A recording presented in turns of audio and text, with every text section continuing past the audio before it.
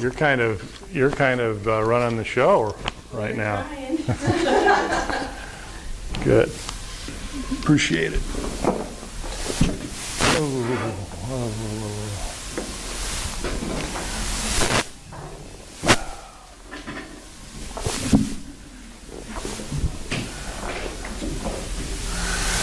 Okay, so did anybody have any questions about what we did yesterday, or any homework that you did?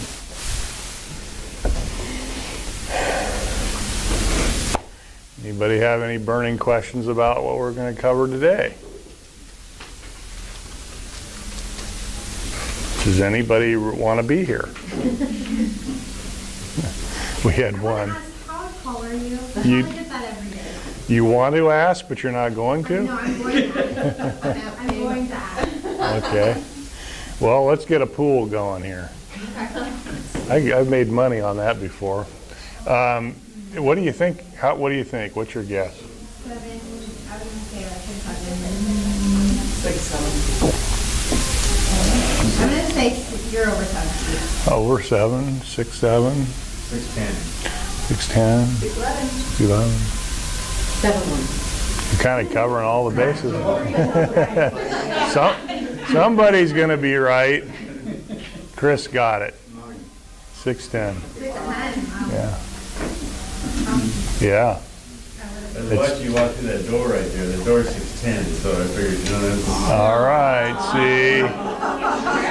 There you go. There you go. I saw a guy one time bend over like this to get through the door like that. Yeah. Looking sideways. Yeah. Well, when I do my Frankenstein gig at Halloween on the Hill, which you should all come to because it's amazing, in Sherman Hill, I have, bigger boots on, so I'd have to duck through those doors. And let me see. I think I have a big, bright future in the life of crime, because those tapes on the side doors of the convenience stores don't go past 6'8", so they'd never figure it out. Yeah, right. Okay, so let's talk about disclosures today. You should have read Lead-Based Paint pamphlet. What's the title of it actually called? Okay, thank you. So lead-based paint is present in a lot of homes that were built prior to 78. And so if you work on those homes, you could get lead poisoning or elevated lead, right? How do you do that? How does lead get from a home into you? Dust, chewing, okay. Anything else? Can it be absorbed through the skin? I think so. If you did enough. In fact, I know so. Some of those horrible stories back in the old days in the factories where they were handling a lot of lead. So,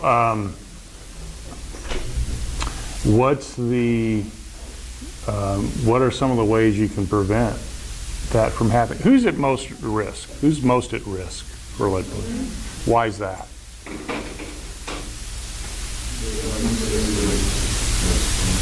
Okay, so they're still developing, and this will really affect that more than maybe adults. Also, they're more curious. They're exploring, and they don't know they shouldn't be eating or breathing things, right? Okay.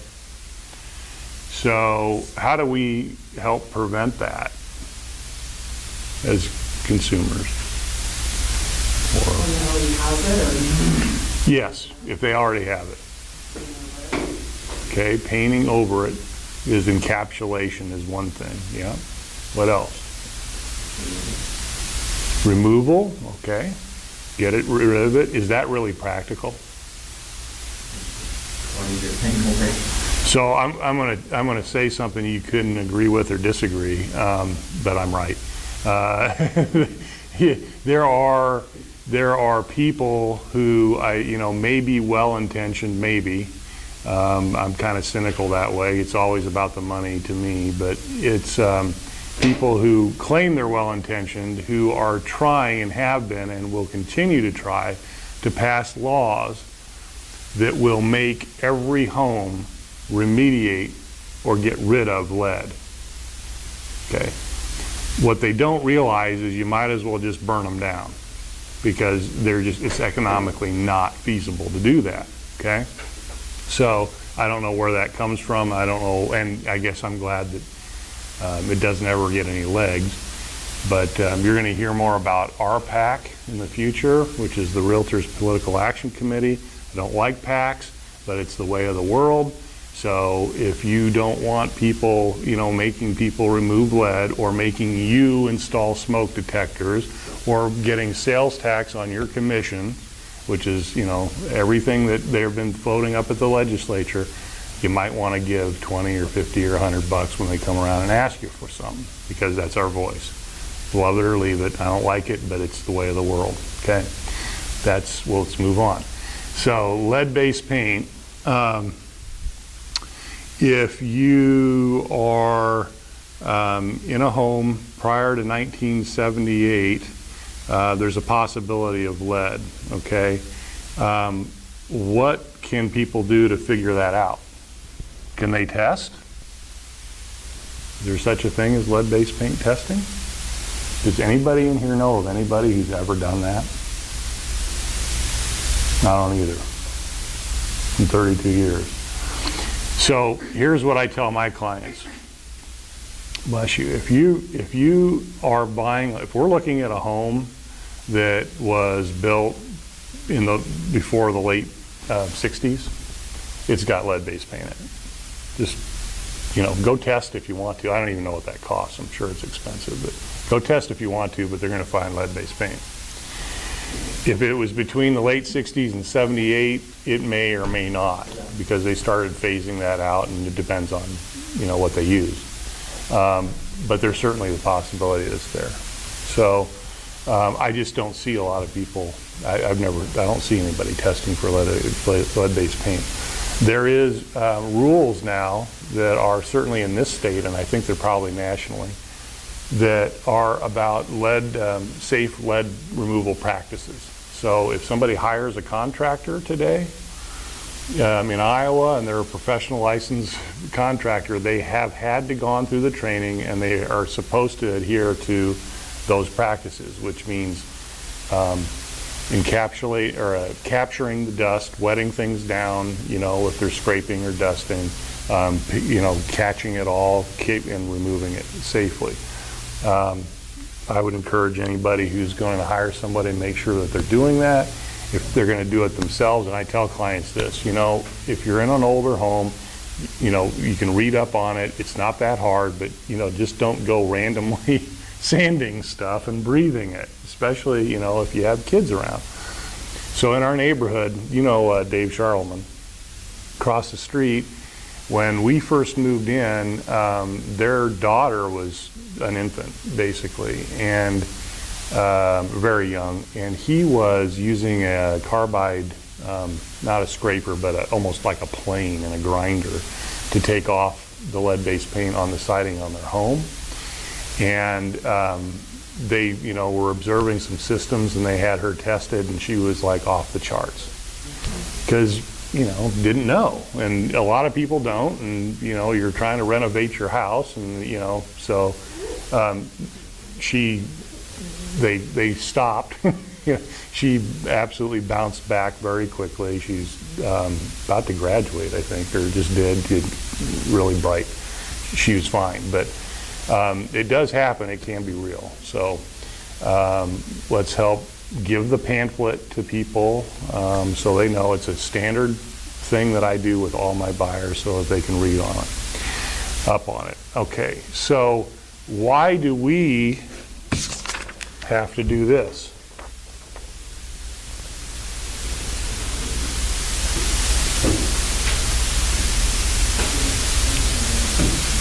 This class requires participation. Has attorneys got involved? Government? Somebody got sued? What's your name again? Kristen. Kristen, you are always tantalizingly close to the answer. But you just skirt and dance around it so closely.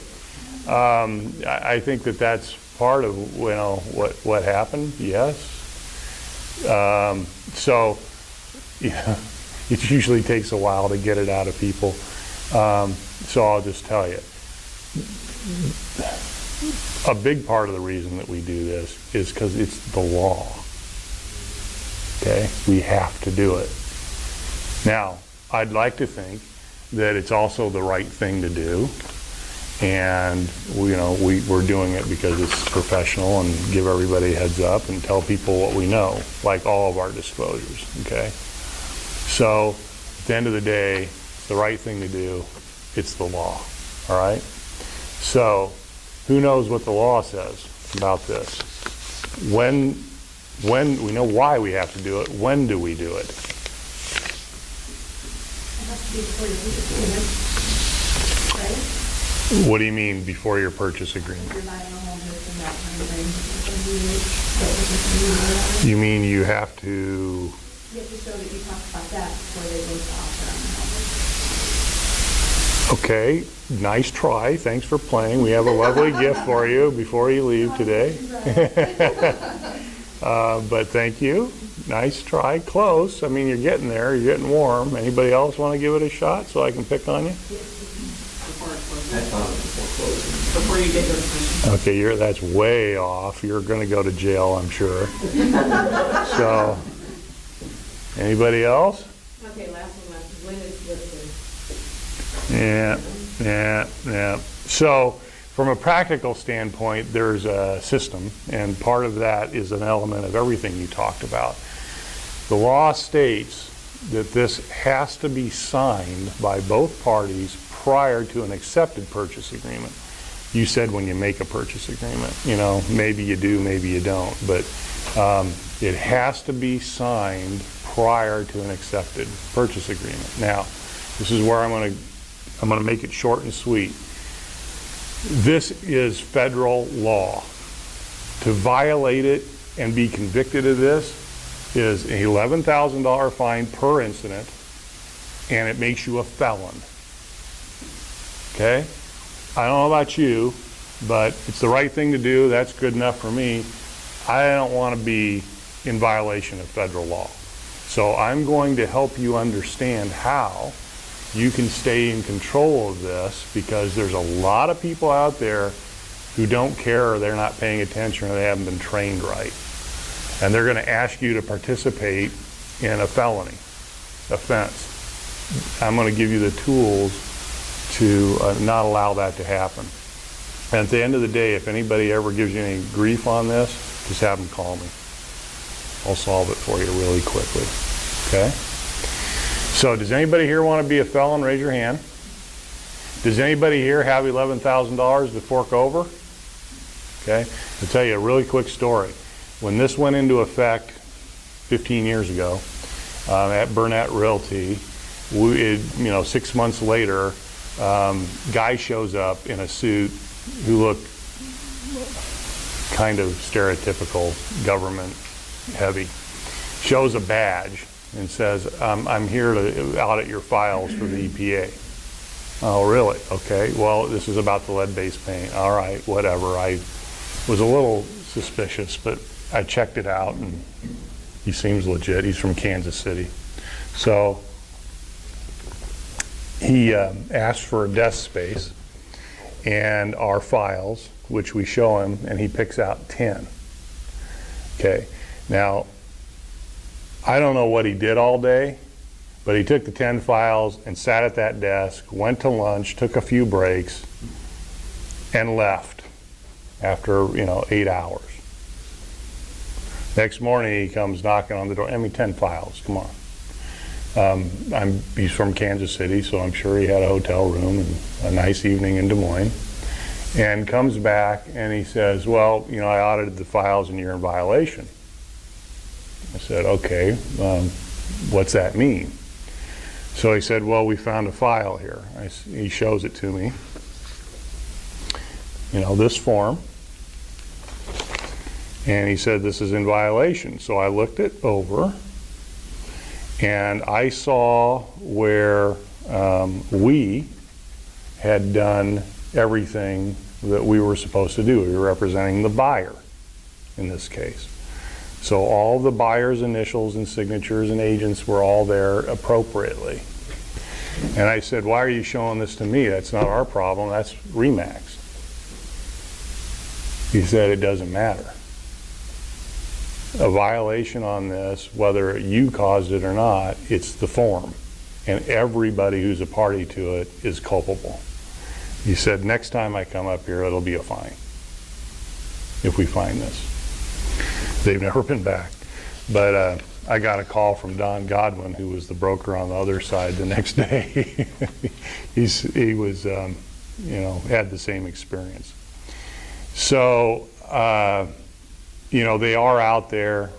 It is real. So we know we have to have it signed prior to acceptance, or else we're in potential violation. We have to do it right. We know why we have to do it. So let's talk about how. Okay. What was on your form that was actually in violation? The listing agent, there's a place here we'll get to in a second, line 30, where they did not initial. It was one initial was missing. Woohoo. Okay, so here's what's going. Tell me your name again. Mine? Yeah, Teresa. Teresa. Teresa said at the time of listing. Well, that's where it starts, okay, or where it should start anyway. So if we're going to list a home, I'm going to make this a part of the packet. And I'm going to work with the seller to get that completed, and then I'm going to attach it to the MLS. So when you pull up listings on the MLS, there's an area where you can pull up attachments. Disclosures are typically what's there. You might also find the association papers, the covenants, documents, bylaws, you know, long legal descriptions. You might find other things there. But certainly the disclosures, I think, should be there, okay? That way, anybody who's going to write that offer can go in there, pull the listing up, grab those disclosures, and have them at their disposal. So in order for you to do that, you have to get the seller side done first, okay? So I'm taking this form, and here's what has to happen. On line 10, it asks a couple questions. Presence of lead-based paint and or lead-based paint hazards, check one below. And there are two options. Known lead-based paint or lead-based paint hazards are present in the housing, explain. Or seller has no knowledge of lead-based paint and or lead-based paint hazards in the housing. What do you think gets checked 99.999% of the time? In fact, I've never seen one in all my years that they did, okay? All right, they have to be honest. And, you know, if they had a test, then this is where they're going to say, you know, either there was or there wasn't. So they have to check one, and they have to check it, not you, okay? And then they initial by A. There's that little line there. That's for initials, okay? This is a federally mandated form, so we have to do it the way they want it. And then B, records and report available to the seller, check one below. Sellers provided the purchaser with all available records, blah, blah, blah, or seller has no reports or record. What do you think gets checked 99.999% of the time? They have none, okay? So they check that and they initial, okay? If they do have reports, then we, you know, there's a space there that they can name the document, who did it, and the date, okay? Haven't seen that done yet, but there's the space for it. Okay, now, The purchaser's acknowledgement stuff below that is for later, and we'll go over that in a second. The next thing that we need to do is on line 29 and is agent's acknowledgement. That's the initial, where you have to initial that on line 30. Agent has informed the seller of seller's obligation and is aware of his or her responsibility to ensure compliance. That means that we've given them the lead-based paint disclosure pamphlet, and that we've told them that they have to do this form, and we get it signed. That's what we have to do by initialing that. Okay? We're good with that? No, that's, well, the buyer's agent, we're both responsible for it. So I'm giving it to the seller and as a listing agent, I'm giving it to the buyer as a buying agent. No, just the listing agent on this one, okay? The listing agent is responsible for getting this done, okay, and ensuring compliance. Okay, so we'll get to the purchaser brochure stuff in a second. Then we have to sign on the right-hand side, signature of seller and date. Then they have to print their name. Then their spouse or other parties to the contract have to sign and print and date.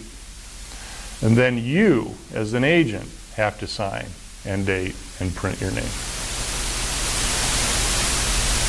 At that point, you've completed the listing or the seller side, and you can turn this in with the listing paperwork. So is it Kristen?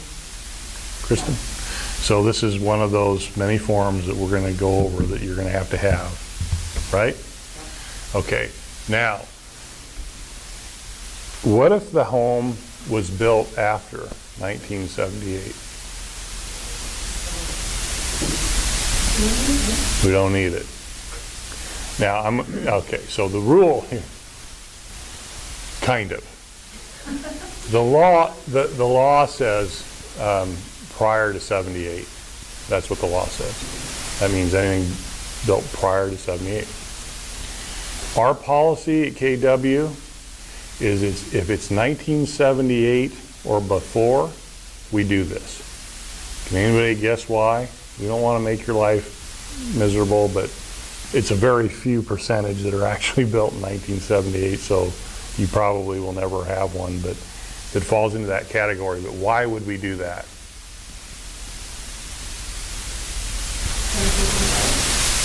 What do you mean?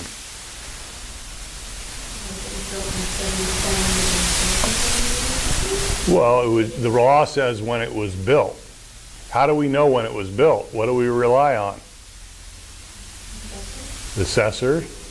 Did we agree yesterday that the assessor's wrong a lot? Okay. That's the reason why we do it. And I know that that's probably being conservative, but it is erring on the side of caution. And when it gets into the federal government, I can't tell you how illogical and weird they can be. So, you know, for them to come back and say, well, you know, you relied on the assessors, but we have it on, you know, good. We have a record that it was really built in 78. You're in violation. You know, I don't want to go there. Okay. So 1978 or before, we do this. All right. And by the way, if you have a home that was built in 1995 and somebody wants to do this, I guess they can do it. Or if a buyer insists on having a seller fill one out, that's fine, but it's kind of silly. Okay. Just out of curiosity, we bought our house, and it was built in 78. Okay. But we bought it for sale by owner. So are they still required? I hadn't seen the light yet at all. You know what for sale by owner stands for, don't you? It's an old lender. A lender used to say this all the time, and it always kind of was a little offensive to me, but because I don't necessarily buy that. But he would always say it was for stupid people or for stupid buyers only. And we certainly have those experiences, but not always. So, anyway, what's your question? So that's what I'm just saying. I mean, with a I know it has nothing to do with Keller Williams, it just, You didn't do one, probably. no, that's the thing, I was gonna say, so they're not required. Not, they were compliant. You were all compliant because it was 78, so that's all right. But if it was listed here, we should have one. All right? Could I ask a procedural question? Sure. So, when we submit this with the listing paperwork, Yeah. Does Patty or whomever automatically put them in the list? Do we have to do that? Do we have to request that it goes up there? Because I did one and I don't think it was attached. And then maybe I was supposed to do it and I missed it. Okay, well, we'll get Paige in here before the day's over, but my understanding is that you turn this in with everything and it gets, I know the answer. It doesn't get attached, but we have to have it in our file, okay? So if you want it to be attached, you have to do that, okay? Now, in the old days, yeah. Oh, yeah. Well, it's simple. You scan it, you upload it, it's easy. It's just like photos. In the old days, what's that? Yeah.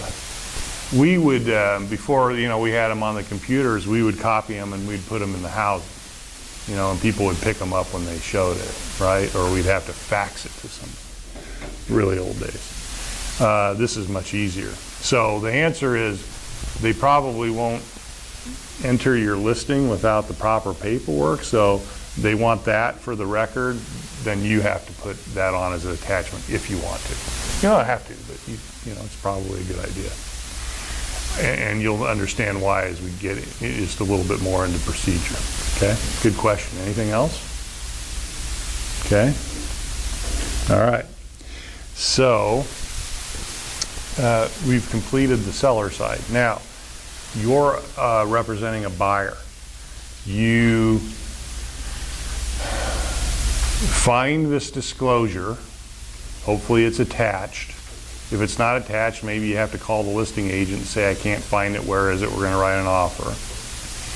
And when you write the offer, you provide this to your purchaser for review, and then they have a few things to do. On line 22, purchasers receive copies of all information listed above. Okay. Don't get too clever for yourself. Okay, or for the rule, for the law. There has to be an initial there, okay? And some agents are starting to push back going, well, there weren't any reports, so we're not going to initial it. Well, that's okay. You're in violation of federal law. That's okay if you want to be, but I'm the listing agent and, I'm not going to allow that to happen. And frankly, purchaser has received copies of all information listed above. If there isn't any, and they don't get any, have they received all the information? Yes. So I don't understand where the logic is. I think sometimes agents just want to be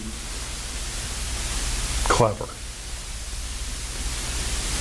Don't let them get away with that. Okay, they have to have an initial there. Purchaser has received the Protect Your Family from Lead in Your Home brochure. You're representing the buyer. I've done that at my buyer consult. If they don't remember or they want one, I'll just print it off and give it to them, okay? So they can initial that. That's the pamphlet that you read. All right? How many do you think ever read it? I don't either. And then purchaser has check one below. Received a 10-day opportunity to conduct a risk assessment or waive the opportunity. I don't care. And you know what they're going to do? They're going to look at you. And so maybe I tell them my spiel about lead-based paint at that point, late 60s, it's got it. I mean, rarely do my purchasers ask for the 10-day inspection. And by the way, with the environmental stuff and the other inspections, they can inspect during that anyway. All right? I've never seen somebody check, I want a 10-day inspection and had it kill a deal or even make a difference on a deal. So I could care less. If it makes you feel better and you want it, mark it, okay? They have to initial all 3 of those lines and check one box. Then they have to go down on the left-hand side and do just what the seller did. They have to sign and print, and if you're the purchaser or buyer agent, you have to do the same. Okay? Not rocket science. Here's the problem.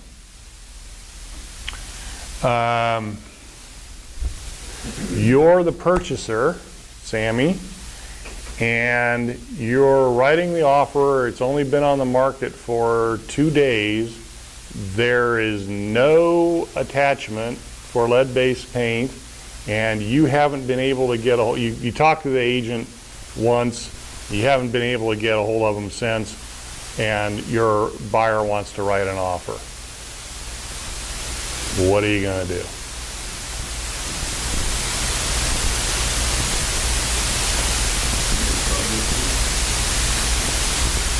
Well, if you want to be a felon, I guess you can do that. Do you want to be a felon?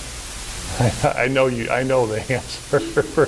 I know the answer. See, the law doesn't allow for that, does it? The law is very specific. It's not subject to, it's get it signed prior to acceptance. If you did an offer that was subject to this being signed and it was signed, you have an accepted offer, right? You're in violation. Yeah. Now, you're saying that answer honestly because it wouldn't be a stretch if I said and guessed that you've probably seen that out there. Don't ever show that to me or I'm going to go ballistic. Okay? For you. It's probably not going to come back on me. It's going to come back on you. And so, no, not a good solution. And if you see an agent doing that, put your arm around them and go, don't do that. See, go talk to Doug, right? That's bad. Okay, so what are we going to do? We don't have a disclosure. We've got a buyer who wants to write an offer.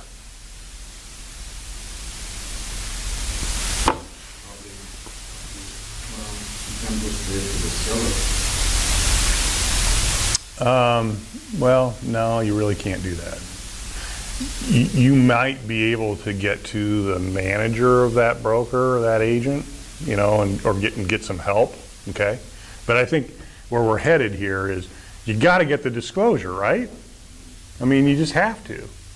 You can't, you can write the offer, okay? And you can sit with the buyer and write it, but you're going to have to tell the buyer, look, I can't hand this over, you know, because the potential is that we're all in violation of federal law. So we need to have the lead-based paint. And oh, by the way, would you be interested if the sellers check that there is a hazard here? Would that be valuable information to you to know? Yeah. So no surprises. You know, oh, that's a nice surprise. We get one back, 1 in a million, and this one happens to have lead-based paint all over it. Yeah. Okay. Let's not go there. So you've got to find that agent. You've got to call their broker. You've got to get some help. You've got to get that disclosure so that it can be signed before you give that offer. Okay? That way we're not going to be in violation. So you have control that way. Now, let's flip it around. You're the listing agent, Josh, you see you moved. I would have really known if you were there. Josh, you're the listing agent, and what is it? Seabury, thank you. I know that. I don't say it enough. Seabury calls you and says, I'm going to email you an offer, and she does, and it has no lead-based paint disclosure. It's got everything else. What are you going to do? I'm gonna get that to her before I present the offer. Yeah. You know, here's the thing. Presenting an offer is an interesting word, or it's an interesting concept. Maybe that's the best way. You know, maybe you're calling the seller and going, look, I've got an offer here.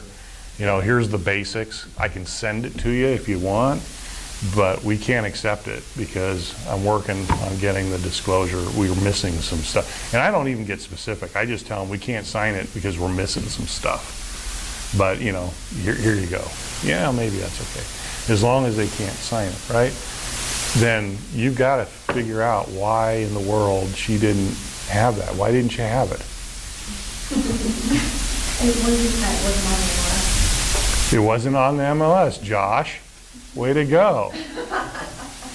She's not going to tell you that it's not there because she was lazy or she was in the Bahamas and didn't want to take the time or whatever, right? But you know, that's the right answer. You are in control. We're not having anybody sign that until we have the documents. But she seems like a pretty honest, nice person, doesn't she? You've done a deal with her before, and you know, look at that face, look at that smile. And she says, look, you know what, Josh, I know you're new. Doug, he is just a Pollyanna type wad. And he's really unreasonable about this stuff. Just let's get this thing done. My buyers will sign it when I get to it. Don't worry about it. Good. If I had a dime for every time I've been somebody's tried to sweet talk me into that, no. You'll spend the next 2 months chasing that around and probably will never happen. And once that deal's done, especially in the world of .loop where it's all time stamped, you're screwed. If that gets audited, it's just over, right? So you just gotta nod and smile and go, you're such a sweetheart, and I want you to have this deal, and the seller wants to do it, but get the disclosure. Do your job, right? Okay, and she will. Okay, so you have no excuse, none, for allowing a deal to happen and not having lead-based paint. We take this pretty seriously because it's like anything else, it's required by law. This one kind of elevates because it's federal, and the potential for damages and for liability and the fine and everything else is so high. You know, if you make this mistake, we're going to make it a teaching moment. You know, it's too bad on you because it's going to go into a file, and if that's the file they pick, you're going to, you know, I hope you can sleep at night because it's out there forever, or at least for 5 years. You know, personally, I'm going to counsel you on why it's a mistake or a violation, so that I make sure that you understand what happened and turn it into a teaching moment and get an acknowledgement that it'll never ever happen again, and then we move on. If it happens a second time, you know, now the dialogue's a little different. And if it becomes a habit, you probably can't work it. Okay? Is that clear enough? All right, good. So, any questions on this? All right, cool.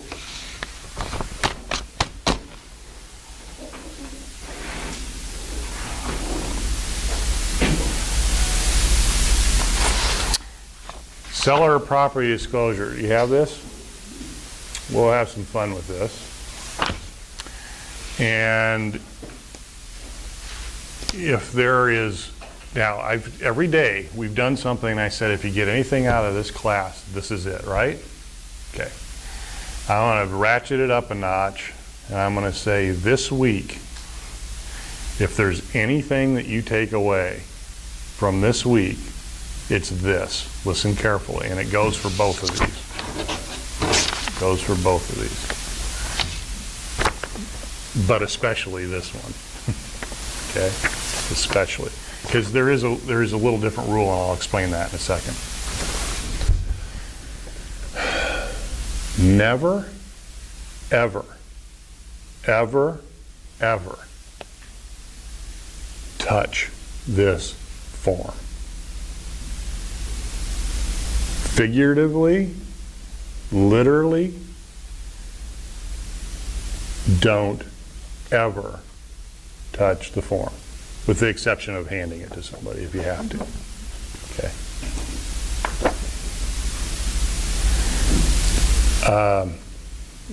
Why do I say that?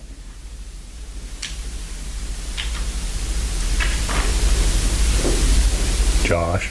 You don't want the seller to come back and say, Josh told me to do this, or Josh said that. Anthony, do you agree with that? Yeah, but you don't know the property. Or what knowledge you have to Oh, both good points. Josh says you don't want the seller coming back and saying, you put stuff on here. Anthony's going, you don't know the property, typically. Maybe you do. Maybe you know something, okay? So, if you put anything on this form, can't say it strongly enough, you own the form, and you own the liability there too.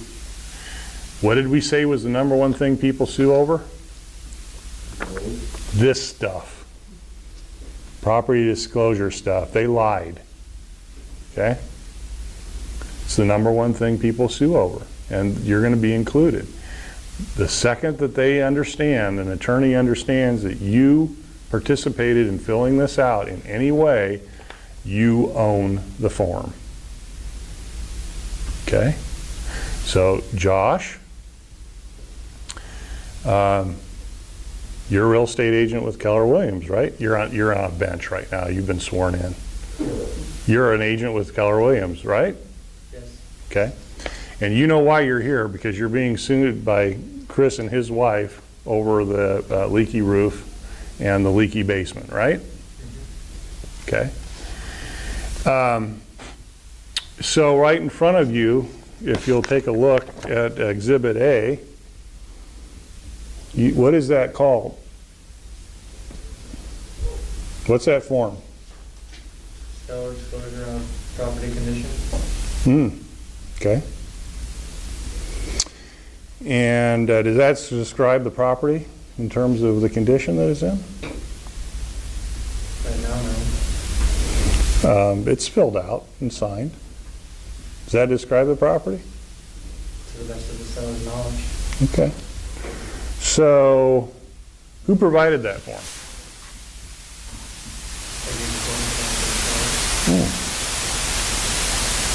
Did you give other forms to them?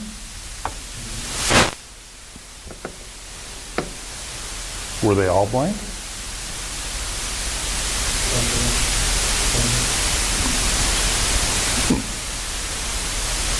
So which one?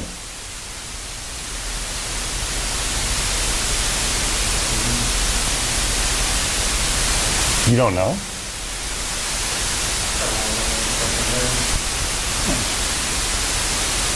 Okay. Well, you know, this property was $350,000, right? And you were the listing agent. How much did you make on that?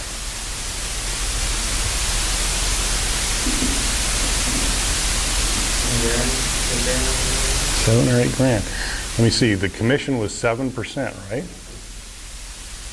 Okay, 7 times 3.5 is what? Josh? It's a lot more than 7 or 8 grand, would you agree? Yeah. Okay. And so you're telling me that for $24,000, you provided the seller with a bunch of blank forms. What did they hire you for? Good question. Okay. You know what? I'm having fun here, but I can tell Josh is not. Okay? So I'm going to stop. All right?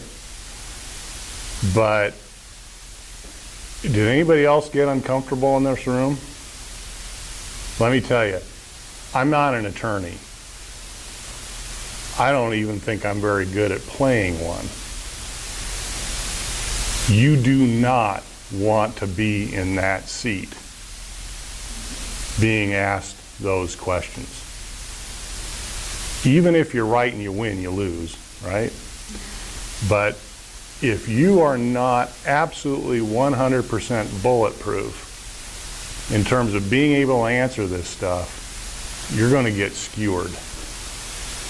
This is what they live and they breathe, okay? And so here's where it's ultimately going to come to, and we won't role play it, but ultimately what I'm going to do is, and you can tell what I'm heading for, is that I'm going to at least insinuate that Josh somehow did something on this form, even if it was just filling in the address at the top. And he's already admitted that there's stuff he doesn't remember. So he's already not credible. No matter what he answers, I win. Okay? Even though he may be right. And here's what the reason I'm going through all this, and I'm telling you, and I'm taking a lot of time, and you'll thank me, is you can't touch this form. And when you're sitting in that jury box, or at a mediation, or in front of a buyer or seller who's asking you those questions, I want you to be able to look them in the eye and go, I never touched the form. Well, how can you be so sure? Because when I first got my license, this really scary, grumpy guy sat in front of the class and scared the crap out of me, and I have never touched it, and I never will. Period.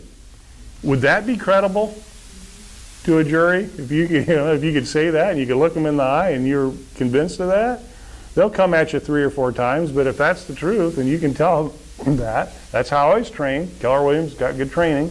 I had to sit there and listen to this stuff, and I never touched it because I know it's a huge liability thing.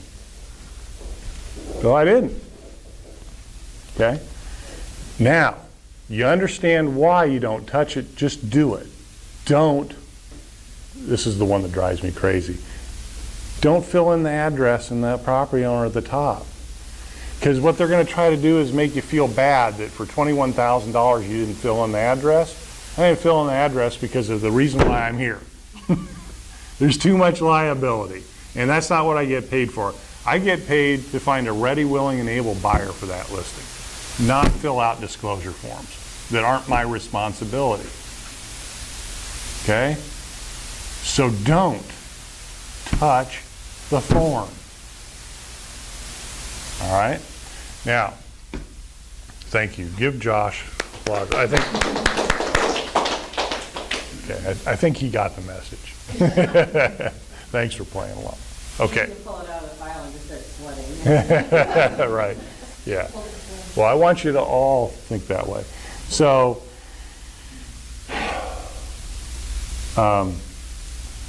why do we have to do this?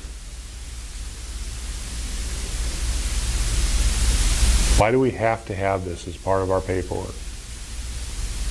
Buyer has the right to know if they have a problem. Okay, it's the right thing to do. Carpe diem, everybody remember what that is? Buyer beware. It's still out there. It's still, That's probably out there before. Carpe diem means I'm sorry, you're absolutely right. Thank you. Wow. See, total senior moment. Caveat emptor, buyer beware. Good, I'm paying attention. Nobody's sleeping yet. And it's still there. It's out there, okay? And we do have a responsibility as buyers to do due diligence as well. But, over time, everybody expects, a seller to be honest. These are the laws. Now, before this was a law, we were doing it as an industry because we thought it was the right thing to do. Look, I haven't lived there. I mean, as a buyer, I want to know what you know.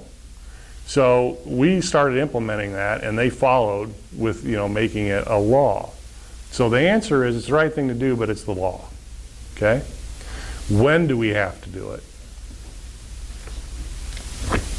When you list the property. When does it have to be executed, signed?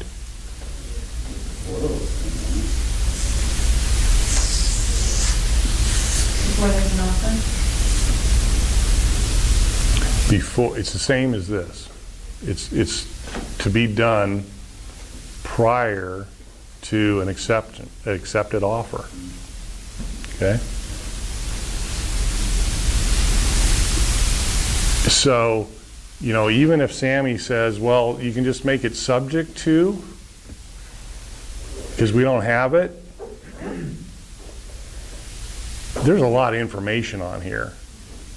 Is it the professional thing to do to lead a buyer down a path of making and getting an offer accepted, waiting, for a disclosure that could come back and be an absolute nightmare? Yeah, I think that's a good idea. Let's get those. What's the remedy? We know what it is on lead-based paint. It's a big fine felony, all that stuff. What's a remedy here? Now, if you violate the rule, it's just like any other rule. Or you can go to the Real Estate Commission, DMAR, there's all kinds of ways they can fine you, slap your hand, take your license, whatever. From a consumer standpoint is what I'm getting at. If this deal gets done and there is no disclosure, the buyers have a remedy. Do you know what it is? They can get out of the deal. It's called a right of rescission. So they have 3 days from hand delivery, 5 days by mail. Okay? From receipt of this. And it doesn't have to be around the disclosure. For any reason, they can say, I'm out of here. And they're legally out. Okay? Again, is this something as a listing agent you would want to have happen on a deal? Okay? So as a listing agent, you want to make sure this gets signed. So if they're not coming back, you waited 3 days to get the disclosure, and then on the 5th day they said, we're done. We're out of here. Well, how come? Well, we found a house we like better. Oh, yeah, not good. Okay? So that's the remedy. Let's not go there. So we know when we have to have it done. We know why. We'll talk a little bit about how to do this. So we're not going to touch it. Here's what, and we're going to fill this out at the time of listing. We're going to provide it, the form, to the seller. It is the seller's responsibility per the law to fill this out. We have no duty to do that. The sellers have to do it. So, what's your name? Lindsay. Wouldn't it be highly efficient if before you go over and list the house that you just email this to them and tell them to have it filled out and ready for you at the time of the listing? It would. A lot of people do that. I think they're making a huge, huge mistake. Okay? And I understand the time efficiency part, but as we go through this, I hope you understand where I'm coming from. This is the number one thing we get sued over. It's a little bit confusing, to tell you the truth. And although I'm not going to any way, shape, or form influence or provide answers to them, I do think as their professional, trusted advisor, I should help them understand the form so they don't get sued. Would you agree with that? Okay? So it takes a little bit of time. This will probably take the most time of any form you work on with a seller, but I do not do it otherwise, unless it just is impossible because they're out of state or wherever and we have to do it on a phone conversation. I'm going to do this in person, okay? I guess you can decide how you want to do it. I'd highly recommend that it be done in person. You cannot do this on .loop. You can do this on .loop, okay? That's the difference I was telling you about when I said don't touch the form. You can do this on .loop. You cannot do this on .loop, okay? We have to have live signatures here, okay? Now, this can be, when I say live signatures, it can be scanned and have can't be done in .loop. If they fill it, the sellers have to have a live signatures on this. The sellers have to do it live. Buyers can acknowledge it through .loop or electronically. Okay, what was your question? Exactly that. Okay, gotcha, yes. Would it be a good idea to send it to them through email to prove that you're sending them a blank copy and then kind of go over like how to do it and then maybe we'll go over further in our meeting. You're taking to heart what I'm saying, and I appreciate that. Wouldn't hurt. I think it's probably a little overboard. I just, it's kind of like I've got to prove that I'm honest. And in this world, I know there's a little bit of that I'm telling you. Risk management, I'm not sure. I don't do that. Okay, so what was the question we were going to have for Paige earlier? It was about attaching forms, and I think We did. We figured that out. Okay. if there's bringing in the actual form itself, can I ask a question about the situation where you are the homeowner and you are the listing agent? Are there any advice, any specific precautions or anything other than just disclose everything your way? Yeah, we'll talk about that as we get through this, and some of it will be obvious. One of the things that you need to understand, since I'm talking to a lot of new agents here, a couple things. One is you cannot represent a buyer in that situation. So if a buyer comes to you and says, I want to buy your home, you're the listing agent and the owner, you're going to have to find another agent to represent them. You can see the obvious perceived concept or conflict of interest there. It's legal to do that, but as a policy, we do not allow that for all the right reasons, okay? Second thing is buyer, before you submit a purchase agreement or a listing agent here, you need to have either leadership or an experienced agent look that over. You're going to want to, and you're going to want the guidance anyway, but as a new agent, you should not be presenting listings or purchase agreements without having somebody looking it over, okay? Fair enough? So, let's talk about the seller disclosure. This is how we do it. Mr. and Mrs. Seller, we're going to spend a little bit of time on the seller property disclosure. We have to provide it. And so let's fill it out so we can make it available to any buyer who's going to make an offer on your home. This is what we need to do. First things first, at the very top, you need to write your name and address. So they've got a pen, or I give it to them, and off they go. Okay? Good. Now, the next thing is, right under that is purpose of disclosure, and then skip the box, and instructions to seller and seller's disclosure statement. I'd like you to read those. Okay? So I've usually saved a little bit of busy work because I know that they're going to spend a minute reading it. So I'm off filling out stuff or making sure I have everything that I need so far, and I'm just patient. Okay? I just wait for them to read that. I think this is personally, they don't have to.